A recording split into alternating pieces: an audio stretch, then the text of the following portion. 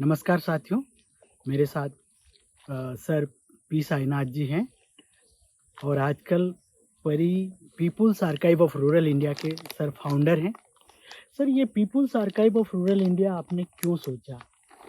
इसलिए कि जो मेन स्ट्रीम मीडिया कहते हैं, जिसको मैं कॉरपोरेट मीडिया बोलता हूँ, उसमें ग्रामीण भारत के लिए कोई स्पेस नहीं है, कोई रेस्पेक्ट नहीं है, कोई इंटरेस्ट नहीं है।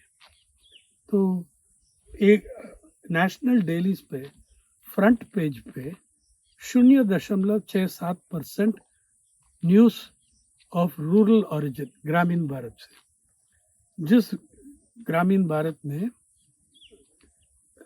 67% लोग रहते हैं, जनसंख्या। दूसरी बात यह है कि एक स्ट्रैंगल होल्ड हो गया कि अंग्रेजी मीडिया, उसका एलिटिज्म, और हिंदी मीडिया भी उनको इमिटेट कर रहे हैं। और अगर एक टेलीविज़न बुके, एक नेटवर्क, अगर 15 चैनल होगा, हो सकता है कि हिंदी चैनल का व्यूअरशिप सबसे ज़्यादा है, लेकिन सबसे ज़्यादा इम्पोर्टेंस अंग्रेजी चैनल को देते हैं। नहीं, एडवर्टाइजिंग रेट्स भी बढ़ा है, सब है उसमें। तो मेन स्ट्रीम मीडिया, एकेडेमिया भी बहुत कम ध्यान दे रहे हैं रूरल इंडिया के लिए। तो हमने, और हर जगह देखो, आपको बिजनेस करस्पॉन्डेंट, एक बड़ा पेपर है मुंबई में, जनरल न्यूज़पेपर, बिजनेस पेपर नहीं है, इकोनॉमिक्स पेपर नहीं है, लेकिन 14 बिजनेस करस्पॉन्डेंट है। पॉलिटिक्स, स्पोर्ट्स और बिजनेस का बहुत सारा करस्पॉन्डेंट है। लेबर के लिए, मजदूर के लिए एक भी करस्पॉन्डेंट नहीं है। कृषि के लिए एक भी फील्ड करस्पॉन्डेंट नहीं है। तो हमने सोचा कि एक, और मैंने 10 साल 30 उस समय तक 30 साल काम किया ग्रामीण भारत में। तो मैंने सोचा ऐसा एक प्लेटफॉर्म आना चाहिए जो 10, 12, 15 भाषाएं में आती है और होली डेडिकेटेड सिर्फ ग्रामीण भारत के ऊपर फोकस देते हैं। लेकिन एक सेक्शन है रूरल इन दी अर्बन, मतलब जो माइग्रेंट्स बसा है शहर में, उनको भी हम कवर करते हैं। तो ये इस आइडिया से पारी आ गई। अभी ये पिछले 8.5 साल में 60 अवार्ड्स मिला पारी को। रामनाथ गोयनका अवार्ड को 3 बार, ऐसा समझो। और उस 60 में 14 इंटरनेशनल अवार्ड्स हैं। लेकिन हमारे पास पैसा, रिसोर्सेज नहीं है, तो हम जो रीडर्स देते हैं उस पे चलाते हैं। और हम 3-4 लोग जो अलग काम करते हैं, जो पैसा वहाँ कमाते हैं, परी में देते हैं। परी का एक और मैंडेट है, हिंदुस्तान का हर रीजन से आना चाहिए। आप किसी भी न्यूज़पेपर को पिकअप करो या किसी भी न्यूज़ चैनल का एक ब्रॉडकास्ट एनालाइज करो, जितना भी आप न्यूज़ कहते हैं वो 6 या 8 एरिया से आती है। भारत में है 95 रीजन है, सब रीजन। देखो, जैसा उत्तर प्रदेश में 6 रीजन है, हाँ, बिहार में 6 या 7 रीजन है, राजस्थान में 6 हैं। ऐसा पूरा गिन के जाएगा तो मेरा काउंट में 95 आ रही है। तो हम फेलोशिप्स प्रोग्राम्स डाल दिया कि एक नौजवान या सीनियर भी उस इलाके में 3 महीना रहना, 1 साल उसके ऊपर काम करना। और अभी हम वो रीजन से ही ले रहे हैं तो वो पूरा साल वही रहते हैं।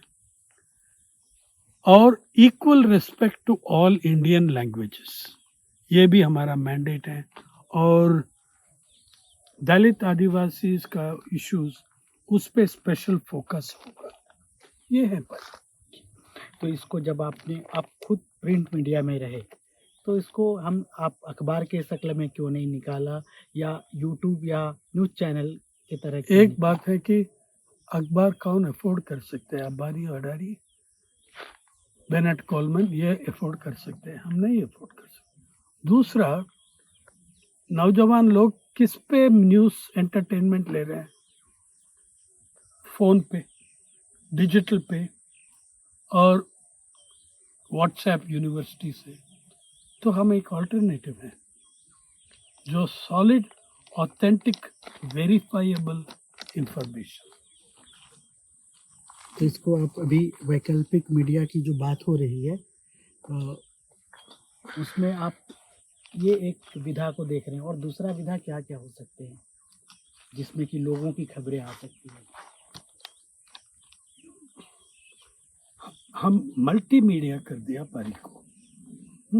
फिल्म्स है, डॉक्यूमेंट्रीज है, फोटोज आपने कंट्रीब्यूट किया, फोटो एसेस हैं, आर्टिकल्स हैं, ऑडियोज हैं, म्यूजिक है, और पूरा हर रीजन का संस्कृति, जैसा ग्राइंड मिल सॉन्ग्स महाराष्ट्र से, अभी कच्छ से प्रतिष्ठा ला रहे हैं वो सॉन्ग्स, हर रीजन का इतिहास और कल्चर वो भी हम रिफ्लेक्ट करना चाहते हैं। तो ये मल्टी मीडिया कह सकते हैं उसको। इसका आगे क्या योजना है सर? अभी 15 लैंग्वेज में निकाल रहे हैं। मैं चाहता हूँ कि हर हिंदुस्तान का हर भाषा में आना चाहिए। पैसा नहीं है उसके लिए, लेकिन हम फोकस करेंगे जो इंडेंजर्ड लैंग्वेजेस पे। अभी बड़ा लैंग्वेजेस सब कवर कर दिया, एक भी बड़ा लैंग्वेज नहीं है जो पारी में नहीं है अभी हम, और इंक्लूडिंग भोजपुरी और छत्तीसगढ़ी। लेकिन आदिवासी भाषाएं बहुत कम लोग बोलते हैं, 20,000, 30,000, 10,000 से कम। उसको एंडेंजर्ड लैंग्वेजेस प्रोजेक्ट हम शुरू किए। मैं चाहता हूँ कि हर भाषा का एटलीस्ट, हम उस भाषा में प्रिंट नहीं हो रहा है तो उस भाषा के बारे में इंफॉर्मेशन बनना चाहिए, डॉक्यूमेंटेशन, उस भाषा का कविताएं और गीत गाना।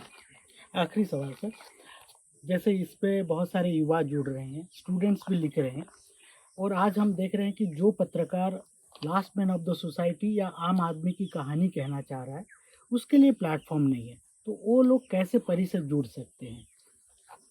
हम इतना इंटर्न्स लेते हैं, फ्रीलांसर्स लेते हैं, जो भी चाहते हैं वो परी को कंट्रीब्यूट कर सकते हैं, लेकिन परी का मैंडेट के अंदर करना है और परी का स्टाइल में करना है। मतलब आम लोग का, आम औरत और आम आदमी का आवाज़ हर स्टोरी में आना चाहिए, वो डोमिनेट करना चाहिए। अगर वो होंगे तो आप परी को लिख सकते हैं, कॉन्टैक्ट अस बटन है वहाँ। बहुत बहुत धन्यवाद सर। Thank you.